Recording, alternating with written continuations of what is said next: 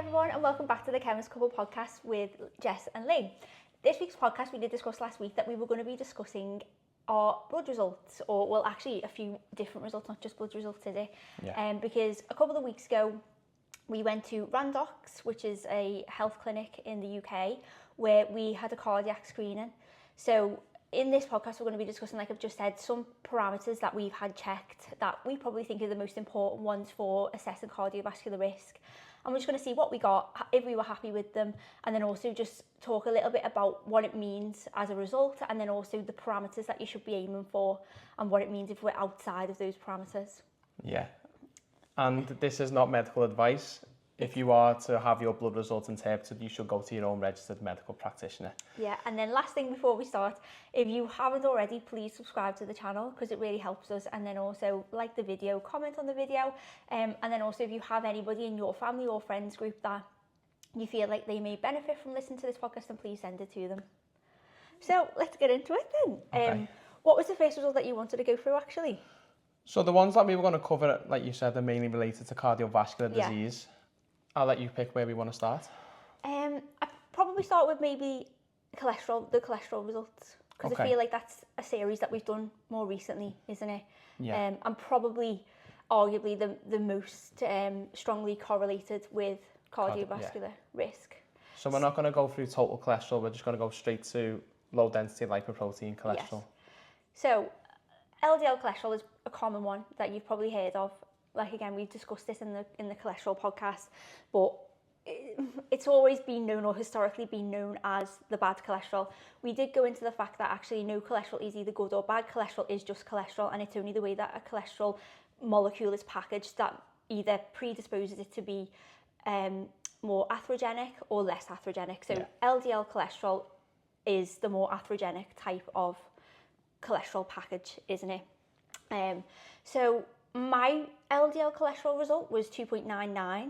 Now, the reference range is usually, well, we aim for below 3. In the UK, we do, which is millimoles per litre. What was yours? So mine this time was 3.68. So it was a bit higher, wasn't it? Because anybody who has been listening to the podcast from the beginning will know that actually Lee's had his blood checked 3 times now. So once in January or February, then we had it rechecked in July, was it? And then again. This one was in November, wasn't it? Now, I personally don't have anything to go off because I've never had my cholesterol checked before, so this is the first result that I've ever got. And I think that's an important point to make, because in medicine, we know that a lot of the time we shouldn't ever take a level or a result as a one-off into account. Usually we have to follow patterns. So for instance, I could have had a LDL cholesterol this time of 2.99. However, a couple of months ago, it could have been higher than that. It could have been lower than that. And so I don't really know how well my body is utilising the cholesterol or dealing with cholesterol until I've had a couple of results. Whereas you've obviously, like we say, you've had 3 now. No, I think that's a good point. I was going to say we shouldn't use any results, whether it be blood pressure, BMI, anything in isolation. It should be used in a trend. And a lot of results in healthcare relate to this thing called area under the curve. So we do it in smoking, we do it in pack years. So if you smoke a pack of cigarettes each day for 20 years and then stop, your risk has basically accumulated over that period of time, whereas you can do smaller amounts for a greater amount of time and it'll still be the same in terms of the damage that you've done. Yeah. And I think that's the same thing with results. Of course, yeah. Your one was a bit higher than what we expected. It was, I think. But we didn't go off. We didn't have anything to go off. But I mean, in terms of Jess's... I wasn't overly happy with it. No, but your family history isn't really... Yeah. Well, it's not really littered with cardiovascular disease, as far as you know. As far as I know, there's nobody in my family who has ever had a heart attack or a stroke. Ever actually. I think my nan potentially had a mini stroke or a TIA. However, I think it was just a funny turn that she had, and she didn't ever go for any imaging. They just treated it as a TIA. So, as far as I'm aware, nobody has had that. So, yeah, it was slightly higher than what I was hoping it would be. Now, you know, it is still below the recommended level that we do aim for. But we do know that from looking especially throughout the cholesterol in research that we aim higher than what we really should do, don't we, with cholesterol? So what I mean by that is that we're sort of more risk averse when it comes to cholesterol. So instead of aiming for much lower levels, which would be more protective for somebody, we're more lenient, aren't we? So that's probably why I was a bit more disheartened by the result, because I know that even though it's within range, ideally I would like it to be a bit lower.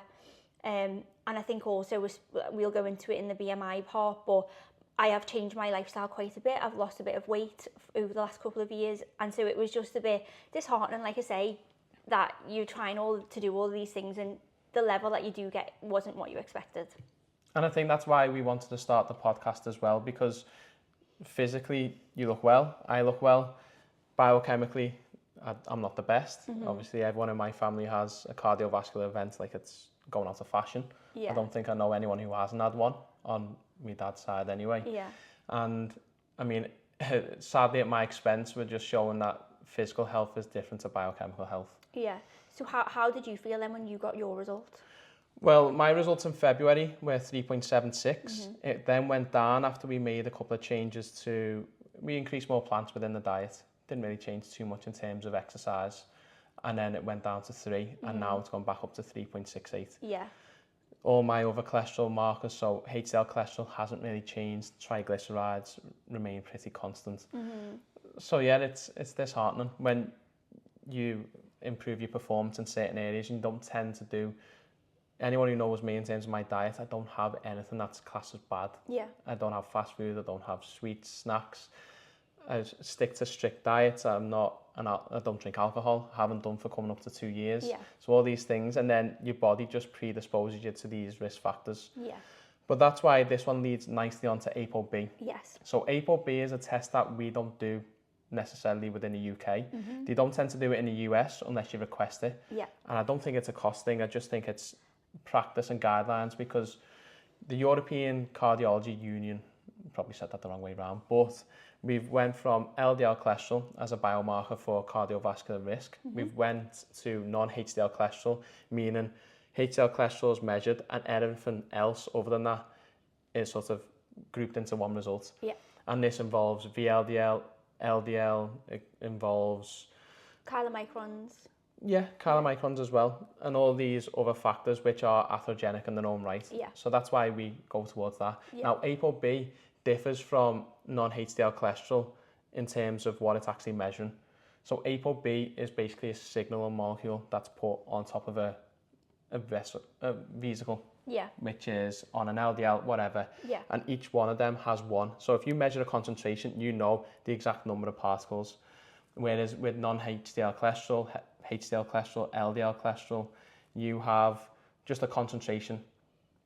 So I tried to put this in layman's terms the other day, in terms of you could have a bottle of water which has a certain concentration. Now, if I go and tell you to pour that into so many glasses, we're going to have different size glasses there. So depending on what sizes we have, could produce a different amount of glasses for the same amount of volume. And the theory behind knowing the particle number is that we know how many particles need to pass through the vasculature to then get into general, to skeletal muscle, adipose tissue, etc. So we know the chance of it. Whereas a general concentration doesn't tell us the number of particles. It just tells us that that's what's consumed. Now, there is sort of a slight disadvantage to that though as well, in terms of that not every ApoB particle will cause damage, will it? So ApoB the particle has to pass through the vascular wall, like you say. If an ApoB particle is smaller, then it's more likely to deposit in the artery wall. However, it doesn't cause as much damage, whereas if it's larger, it's less likely to deposit in the wall. However, if it does deposit in the wall, then it will cause more damage to that vessel. By ApoB being trapped within the vessel wall, that is where atherogenesis starts, isn't it? And where this build-up occurs, and why we get then...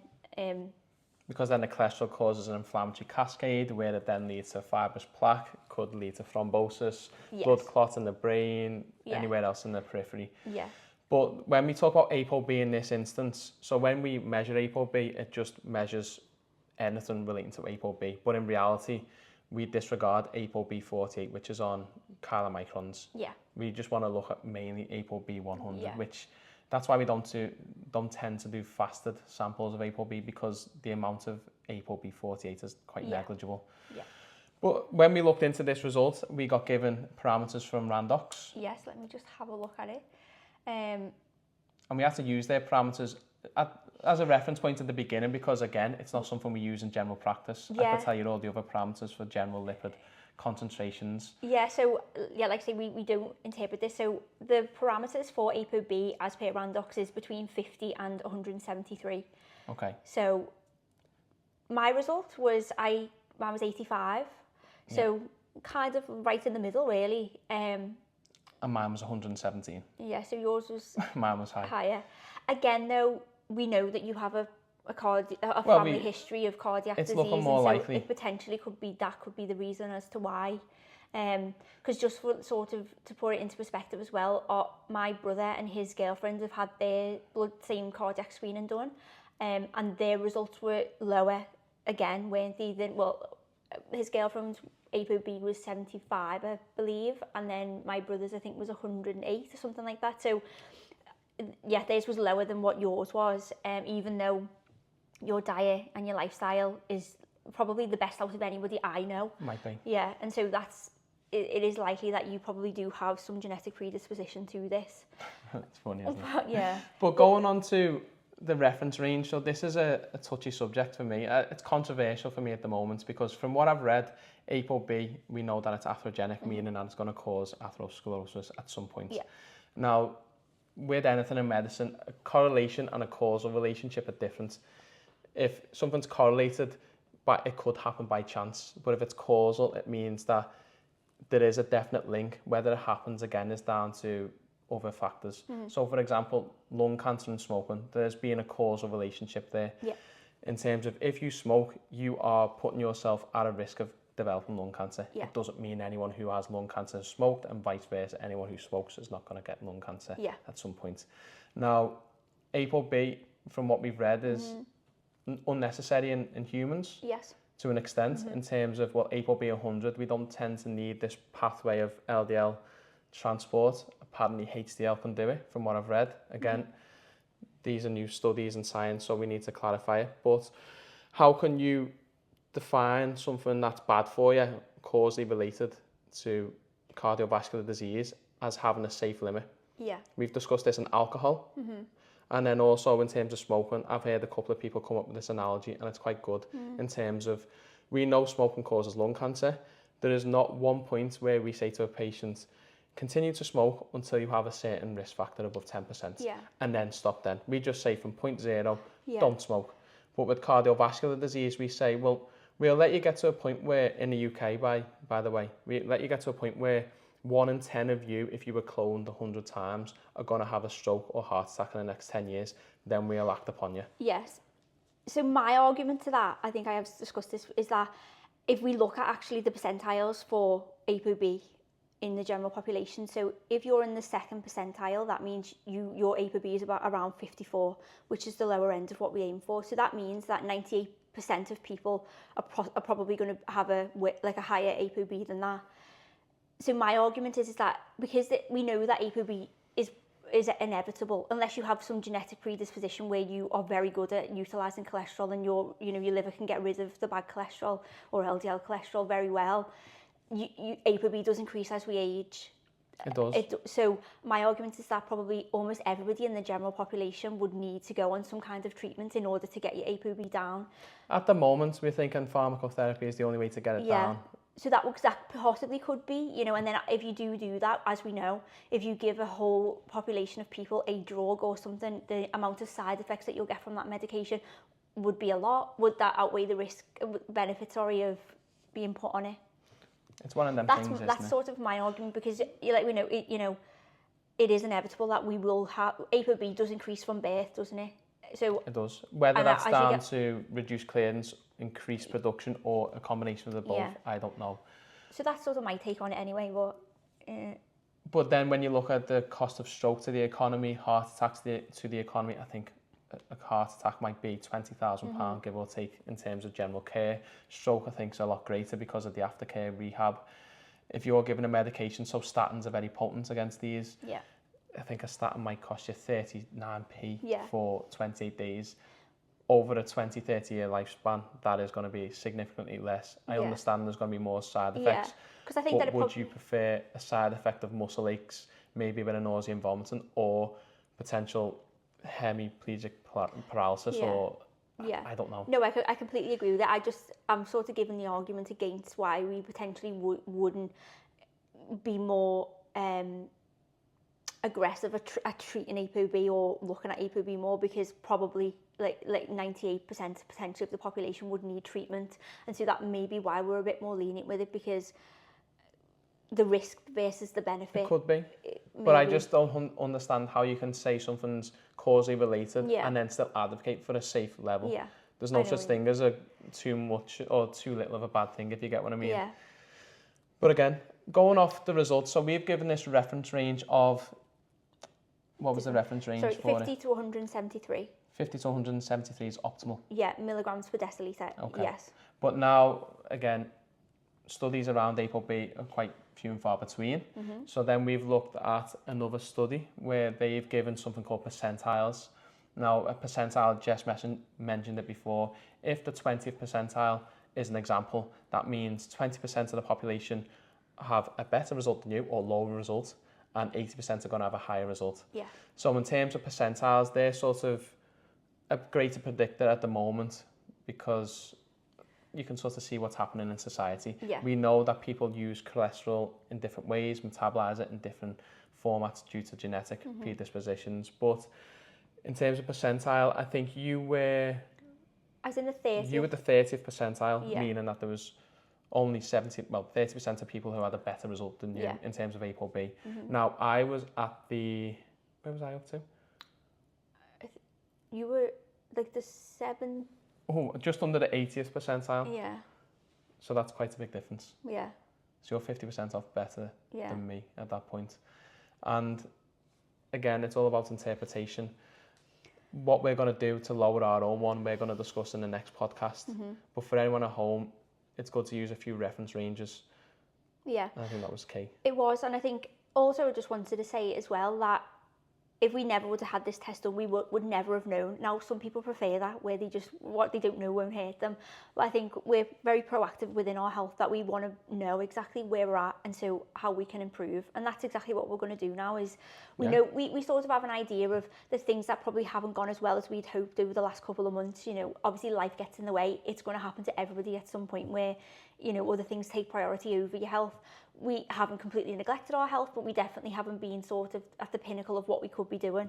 So no, there's always room for improvement. There's always room for improvement. And so, you know, now that we know these results, it just I think it's important to not let it consume you, but also bear it in mind so that you can improve it, which is what we are going to do. Of course. I think it's the closest thing to probably going to prison, because you are stripped of anything.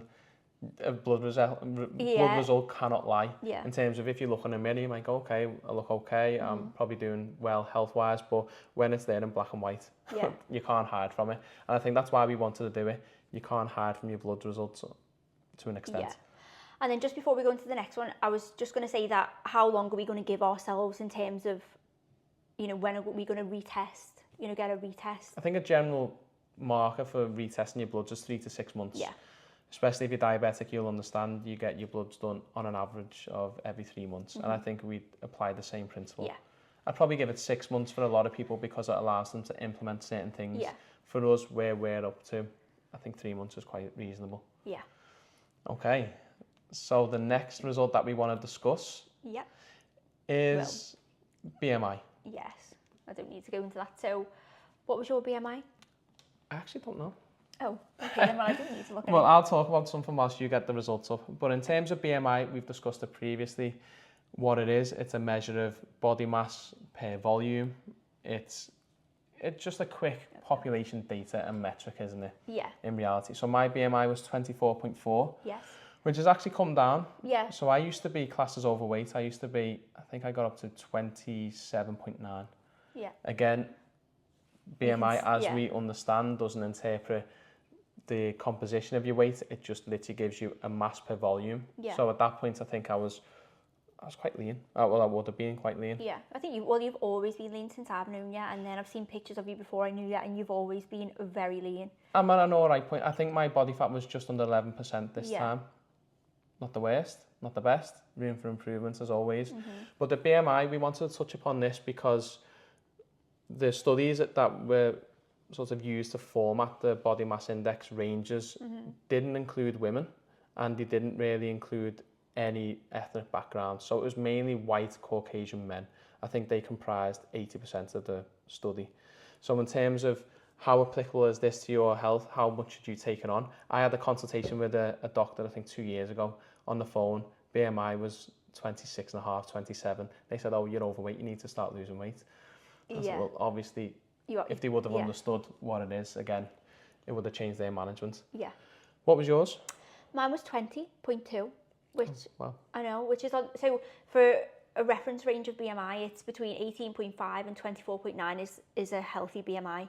I think anything above 25 is overweight to 29.9. 29.9, and then above 30 is obese, and then I think above 40 is morbidly obese. Well, changed the categorisation now, haven't they? They call it obesity 1, 2 and 3 now. Right, okay. But that only applies to, again, Caucasian people. Yeah.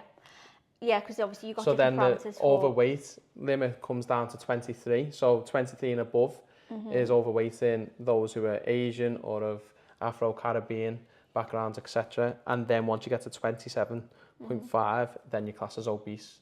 The reason being is they found that the risk in this cohort of patients was basically very high for a certain BMI of a Caucasian person, so they had to lower it. Yeah. Now, my BMI has actually come down a lot, so I was actually classed as overweight a couple of years ago. That was after COVID. I think probably a lot of people can relate. You know, there was no gyms open. We were in a bad. I just had bad habits at the time, and we were working full time, obviously being pharmacists, so we didn't really get a break. I seen all my friends were, you know, on furlough and they were able to exercise every day or go for nice walks, and I feel like it was just a very weird time for a lot of people, wasn't it? And our vice was that we'd have a nice meal after weekends where I'd cook it. Usually, you know, really bad things. When I say bad things, like things that were high in fat. So it was like a lot of cheese, and we'd have pizzas. I'd make like really rich risottos with loads of parmesan on and things. So it wasn't like really bad food, but we would tend to have it with a glass or two of wine. And that was probably the thing that was most detrimental to me, was that I was drinking a lot more than what I had been. And so, yeah, you know, it just caught up on me. And that was actually the reason why, I think it was actually Christmas 3 years ago, or just after Christmas, I'd weighed myself at your mum and dad's, and I stepped on the scale. It was the heaviest that I'd ever been in my life. And I did feel really down, to be honest. And I just had no energy. I didn't feel myself. And I just thought I need to do something about it, because it was affecting my mental health more than my physical at that time. But obviously, if I would have carried on going, then it would have affected my physical health. So yeah, I'm obviously really happy with what my BMI is. That's a really good result. Yeah, it's, you know, obviously, but really, like, it's in the normal BMI range, and it's obviously a lot less than what it was. Also, my body fat percentage was 23%, and for a woman, I think it's supposed to be, is it less than 20? Is like athlete. I think that's what they categorise on there, yeah. So obviously, you know, ideally I would like it to be slightly lower, but I'm not an athlete, and I've said this to you before. And women have different hormone compositions, and they have different functions biologically, so that's meant to be higher. So obviously I'm really happy with that. I feel like what we've been doing the past couple of years with our lifestyle is testament to it's definitely to working. But again, so using BMI as a marker for health, we use it as it's easy. You get your height, weight, pump it in, and then you sort of have an idea. For certain cohorts and populations, like we said, if you're an Asian person, for example, and you've got a BMI of 23.5, you might show up on a GP register as all healthy, when in reality, you could be very unhealthy. Yeah, that's very true. And BMI isn't the most accurate out of all the indicators that we've got at the moment. So I was going to say, what methods are more accurate that we've got now? So I think hip to waist ratio is a good marker, isn't it? Yeah. You're probably aware that if you carry weight or fat around your abdominal area, so visceral fat around your organs, tends to be higher, and so you are at an increased risk of developing cardiovascular disease, metabolic syndrome, things like that. So hip to waist ratio is a good one. I haven't actually got my results up for that, but they did all of this in the cardiovascular screening. I think it was really good, and we will leave the link as well down below if anyone is in the Liverpool area. It's a really nice charity. I think it's called the Cogley Foundation, and they do this screening twice a week in the Randox in Liverpool. Can you access it regardless, or a similar, I don't know, assessment through Randox or another health provider? Potentially, yeah. If you just pay for it? Potentially. They actually gave me a discount code, which I'll put down below if I can find it, for anyone who wants to do anything, because obviously when we get our blood results done in 3 months' time, we will be paying for that, so it will be through Randox probably that we will do it. Yeah. But yeah, no, if anyone is in the Liverpool area, like I say, it's free of charge. You just have to make a donation. We don't even have to make a donation to the charity, but obviously we did. And yeah, you know, it gives you your height, your weight, your BMI, there's oxygen saturation. It even did like visceral fat. I don't know how accurate that was, but you stand on a machine and it weighs you, so that's how you work out body fat percentage and things. Yeah. I don't think it's as, the gold standard is like a DEXA scan, isn't it? Yeah. If we're being honest. Yeah. But it's not a bad marker again. The science is pretty good. But yeah. Blood pressure as well, they did. So, yeah. You wanted to touch upon metabolic age. I did. I feel like, only because so metabolic age is one of those things, I think it's just sort of a gimmicky thing where a lot of in the fitness industry are using it to basically, so maybe like prove something to people, I don't know, but it's, they measure it based on your body fat percentage, your age, your height, your weight, anything else that you can think of. I didn't really look into this, if I'm being honest. I didn't look into it too much, but anyway, we did get our metabolic ages, and I think it is to do with all of those things. So muscle mass as well is one of them. I think that's a big one actually. And mine was 16, so I am 30 at the moment, 31 in April, so nearly half of my actual age, my chronological age. Yeah. So I was really happy with that. I thought I was going to beat you, but what was yours? I think mine was 15. Yeah, but just for reference, Lee is 6 months younger than me, so... I know, but all my bloods are horrendous. I've been given the worst genetic lottery of the lot. Yeah, so... No, I'm joking. It was still good. It was still good results. Yeah. And that's what I was mainly happy about. And also, we've got a reference point now going forward. Yeah, and I think it's just one of those things, isn't it, that it's nice to hear that your metabolic age is half of what your actual age is. And even though obviously some of the results we weren't overly thrilled about, that is, you know, if that is true, we need to look more into it, because I do want to find out whether it's accurate or what. But then, you know, that's positive. And it shows that actually, okay, what we have been doing is working to some extent. Yeah. And I think, you know, even the results that we did get, you know, I think potentially we don't know, because we're not going to do this, but if you were to not live the lifestyle that you did, your results could have been a lot worse than what they were. I would have bet on that, if I'm being honest. So, you know, we don't know that, but also we're not going to test it, basically. No, I don't fancy testing it. But when you actually look at the results that we did get, a lot of them, you can't tell what's happening within your body. Yeah. That's the biggest point we needed to sort of draw a conclusion from, is that blood pressure, okay, BMI, you can see your weight. Sometimes if you're living with someone, you don't tend to see weight increases. Yeah. Even if you look at yourself in the mirror, you don't tend to notice a lot of changes. Mm-hmm. Cholesterol, blood sugar. I did want to touch upon my blood sugar. Yeah. So again, if anyone's been bored enough to look at all the previous podcasts, I do have a genetic form of diabetes as well, glucokinase moldy. So when I was first diagnosed when I was 9, I think if I'm being honest, I don't think they really knew what it was, because the results when you diagnose someone for diabetes on a fasting blood glucose, you look on a 7 and above is classed as diabetes. 6 to 6.9 is impaired glucose tolerance, and then less than 6, you know, is okay. Yeah. So yours come back really low. Yours was about 3.4, which... My brother's was the same. Yeah. So I don't know whether that's a genetic thing, again, where our blood sugars run a bit lower than other people's. I don't know, but again, like I say, and Sam, mine were both 3. I think his was 3.5. 5.8, yeah. And then I say this to you all the time, that if I haven't eaten, I can tell that my blood sugars are low. Like I get shaky, and it's a weird sensation. It doesn't feel nice. So whether, I don't know, if I check my blood at that point, whether it would be really low. We also suffer with like a tremor, don't we? Both me and Anto. I don't know whether it's to do with that, but possibly. It could be. Yeah. But mine come back as 6.8. So again, very close to the diabetic cutoff, and that was fasting for I think it was about 15 hours plus, which is quite scary. And again, it goes to show you don't know what's happening within your body. Yeah. So I've got hyperglycemia all the time at rest. Yeah. And it is these being accountable for it, knowing what's happening and how to act on it. Yeah. They're important. I think it is really important. And you know, like I said before, some people may not want to know, and some people may think, and that's fine, you know, but we like to know, and we want to be able to see improvements, or, you know, implement improvements and see if it does change our results. And yeah, like we say, that's one of the reasons why we set up the podcast, because we want to highlight that you could look good on the outside, but on the inside you just don't know what's going on.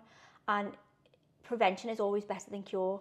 So if we know now at the age of 30 that, you know, okay, well, potentially your ApoB is running slightly higher than what we would aim for, you've got time to be able to mitigate that risk and reduce it as much as you can through diet, potentially even medication in the future. You know, we have discussed that, haven't we? That you, if it came to it, you would. I wouldn't be against it. Yeah, you'd go on medication, because, like we said earlier, at this moment in time, we think that medication is possibly the only treatment that could get it low enough to sort of prevent any atherosclerosis from occurring. Although diet can mitigate the risks, at the moment I don't think there is any specific diet that will reduce it to the amount of what... Well, that's something that I wanted to touch upon before we finish this episode, is that there's been a lot of media coverage around certain podcasts giving wrong medical information, for example. And it's this idea that while we do advocate for prevention and we advocate for certain lifestyle, there are some things at the moment that lifestyle will not prevent.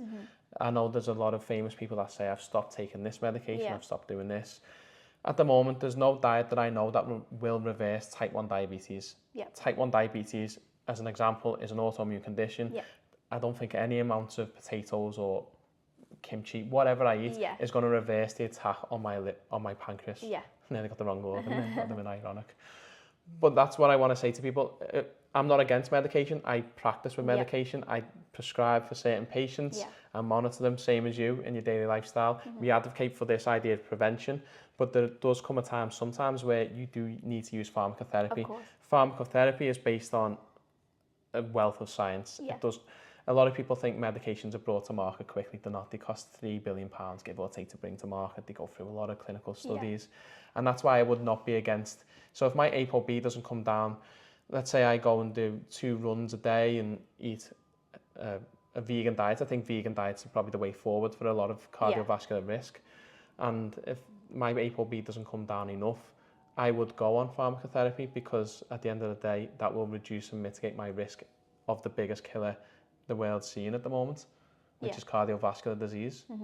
I just wanted to put that out there, that you will hear consultants, and that's the beauty of medicine. We can interpret results, as we've said numerous times, in different ways.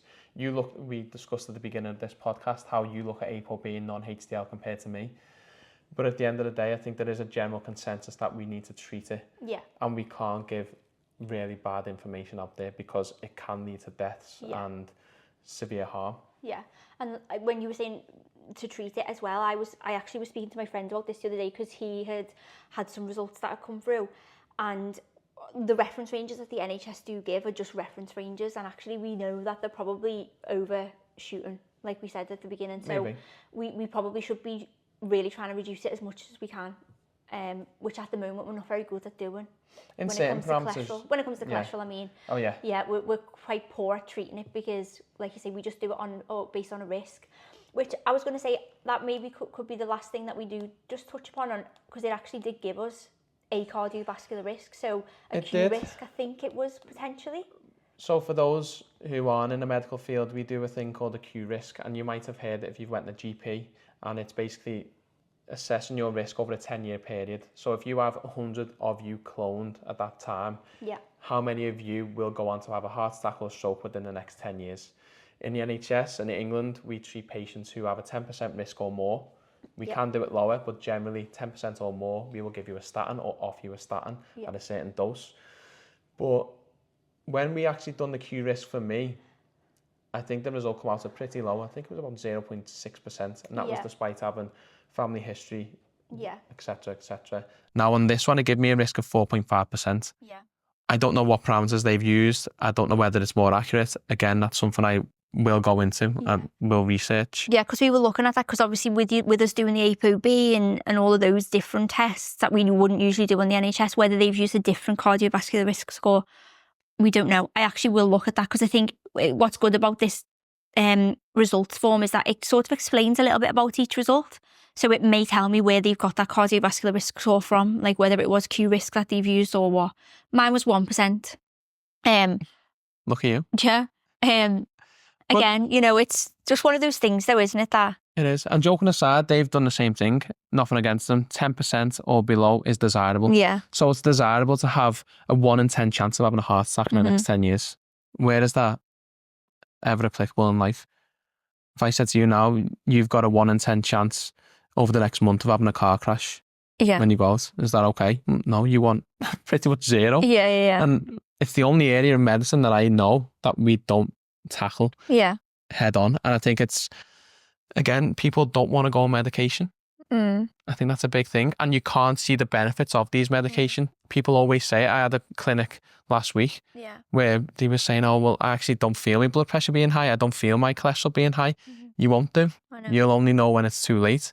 And again, are you over-treating because it might never happen?